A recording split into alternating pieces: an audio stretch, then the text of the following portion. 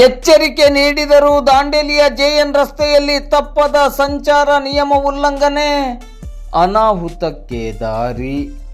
ದಾಂಡೇಲಿ ನಗರದ ಜೆಎನ್ ರಸ್ತೆಯಲ್ಲಿ ಪೊಲೀಸರು 3-4 ಬಾರಿ ಎಚ್ಚರಿಕೆಯನ್ನು ನೀಡಿದರಾದರೂ ಸಂಚಾರ ನಿಯಮಗಳನ್ನು ಉಲ್ಲಂಘಿಸಿ ವಾಹನ ಚಲಾಯಿಸುವುದು ಮತ್ತೆ ಮುಂದುವರೆದಿದೆ.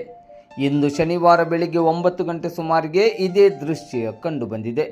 ಜೆಎನ್ ರಸ್ತೆಯಲ್ಲಿ ಡಿವೈಡರ್ ನಿರ್ಮಾಣದ ಬಳಿಕ ಒನ್ ವೇ ನಿಯಮ ಜಾರಿಯಲ್ಲಿದ್ದರೂ ತಪ್ಪು ದಿಕ್ಕಿನಲ್ಲಿ ವಾಹನ ಚಲಾಯಿಸುವುದು ಸಾಮಾನ್ಯವಾಗಿದೆ.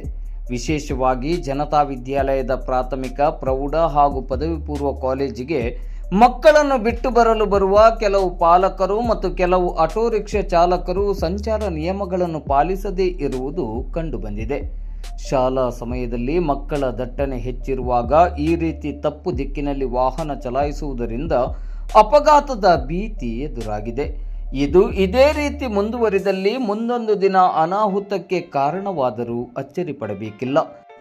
ಆದ್ದರಿಂದ ಪೊಲೀಸ್ ಇಲಾಖೆಯವರು ಇಲ್ಲಿ ಪ್ರತಿದಿನ ಬೆಳಿಗ್ಗೆ ಹಾಗೂ ಶಾಲೆ ಬಿಡುವ ಸಂಜೆಯ ಸಮಯದಲ್ಲಿ ಕನಿಷ್ಠ 2 ಪೊಲೀಸರನ್ನಾದರೂ ನಿಯೋಜಿಸಿ ಮತ್ತಷ್ಟು ಎಚ್ಚರಿಕೆಯೊಂದಿಗೆ ಜನಜಾಗೃತಿಯನ್ನು ಮೂಡಿಸಬೇಕಾಗಿದೆ.